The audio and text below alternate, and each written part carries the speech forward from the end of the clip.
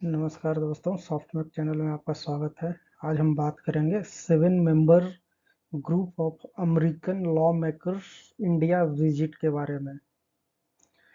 इस विजिट के कारण यूएस और चाइना के बीच का टेंशन काफ़ी बढ़ गया है। अब हम जानते हैं कि वो भारत में क्यों आए हैं, उसका पर्पस क्या है।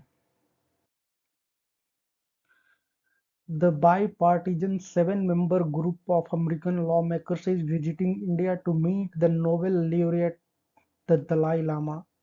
वो यहाँ पे दलाई लामा से मिलने आए हैं।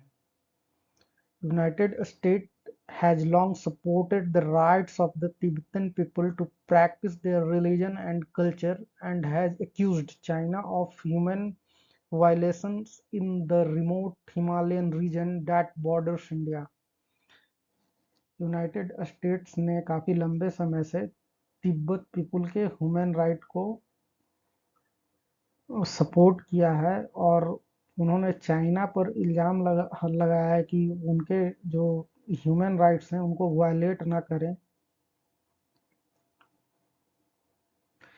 A bipartisan bill passed this month by House of Representatives aims seek to push Beijing to hold talk with Tibetan leaders stalled since 2010 to secure a negotiated agreement on Tibet and spur China to tackle Tibetan aspiration on historical, cultural, religious and linguistic identity।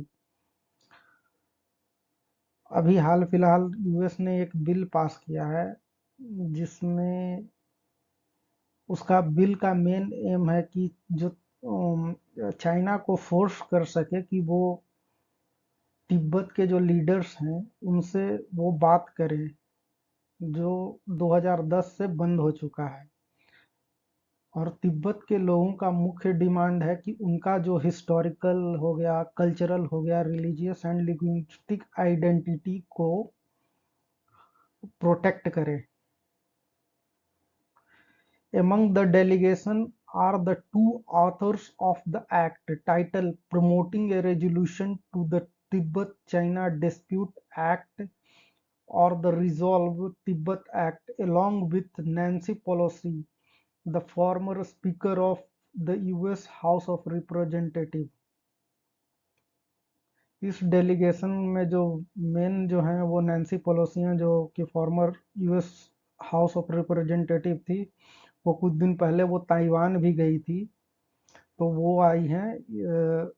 जो act जो है उसका नाम है promoting a resolution to the Tibet China dispute act. जो वहाँ पे bill इस ये जो बिल जो ऑथर किया है उनका यही नैन्सी पेलोसी हैं और भी लोग हैं इसमें।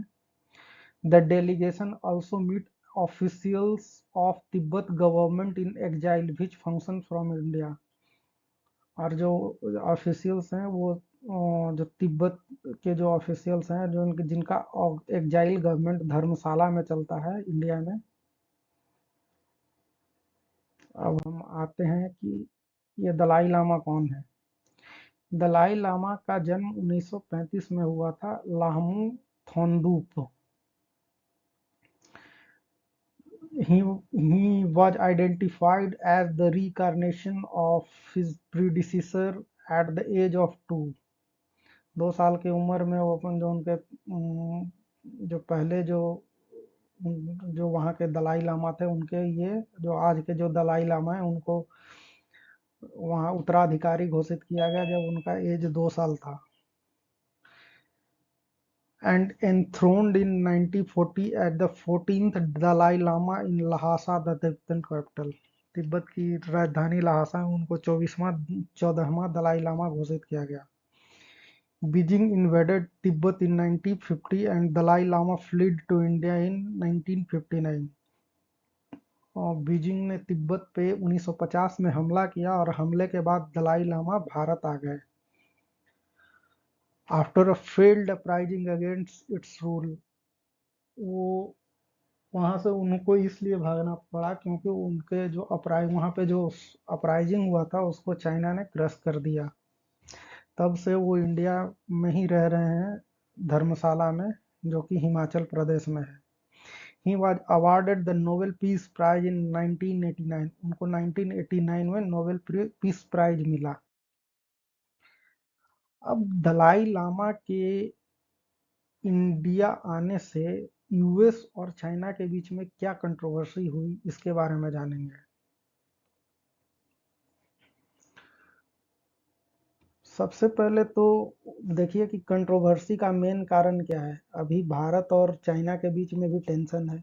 ऊपर से देखिए कि भारत, जो कि हमेशा वर्ल्ड स्टेज पे एक न्यूट्रल कंट्री की तरह बिहेव करता है, वो यूएस के जो 7 हाउस रिप्रेजेंटेटिव हैं उनको भारत में उनका एक सेपरेटिस्ट दलाई लामा से मिलने देता है। और प्लस वो चीन पे ये दबाव बनाते हैं कि वो दलाई लामा, जो वहाँ के चाइनीज पीपुल हैं, जो उनका हिस्टोरिकल कल्चरल या जो आइडेंटिटी रिलेटेड उनकी जो मांगे हैं उनको मानने के लिए उन पर दबाव बनाता है। और यूएस के जो रिप्रेजेंटेटिव्स हैं वो चाइना पे दबाव बनाते हैं। अब क्या है कि US president Joe Biden is expected to sign the resolve Tibet act soon. Joe Biden एक उनके पार्लियामेंट में बिल आया है जिसको साइन, जो पास हो चुका है, अब बस वो प्रेसिडेंट बाइडेन उसको साइन करने वाले हैं। उस बिल का नाम है रिजॉल्व तिब्बत एक्ट। क्योंकि वाशिंगटन, जो यूनाइटेड स्टेट्स है, वो तिब्बत को ऑटोनोमस रीजन मानता है और चाइना का पार्ट भी मानता है। Washington considered Tibetan Autonomous Region to be the part of China. This visit should highlight the bipartisan support in US Congress for Tibet to have a say in their own future. The chief of the US delegation and one author of the bill, Michael McCall, said ahead of his departure from Washington on Friday. ये वही है कि हाँ, तिब्बत के लोग अपना future खुद निर्धारित करें। अब चाइनीज क्या ऑब्जेक्शन करते हैं। China accuses Dalai Lama of being a splitist or separatist, but he says he wants genuine autonomy for his remote Himalayan homeland. China उन दलाई लामा को एक सेपरेटिस्ट कंसीडर करता है। क्यों? क्योंकि वो एक ऑटोनॉमी चाहते हैं तिब्बत के लिए। While Beijing has always objected to his meetings with foreign leaders, this has not prevented Dalai Lama from meeting them, including US President, although Biden has not met him yet. लेकिन जो Beijing है, China, वो हमेशा दलाई लामा जब भी किसी foreign dignitary से मिलते हैं तो उसको ऑब्जेक्ट करता है। लेकिन अभी तक बाइडेन से उनकी कोई मुलाकात नहीं हुई है, बट जो ये 7 मेंबर्स हैं वो आके उनसे मिले हैं। बाइडेन से उनकी डायरेक्ट मुलाकात नहीं हुई है। However, the most contentious issue is the task of appointing his successor. अभी जो सबसे बड़ा जो करंट में जो इशू चल रहा है वो है कि उनका जो सक्सेसर कौन होगा, अगला उत्तराधिकारी कौन होगा, उसका अपॉइंटमेंट। वो चाइना कहता है कि उनके सक्सेसर को अप्रूव करने का अधिकार चीन का है। यही सबसे बड़ा डिस्प्यूट है दलाई लामा और चाइना के बीच में। तो दलाई लामा उनका जो रिप्रेजेंटेटिव है, दलाई लामा का ये कहना है कि only the people of China can make that call and his successor could be found in India.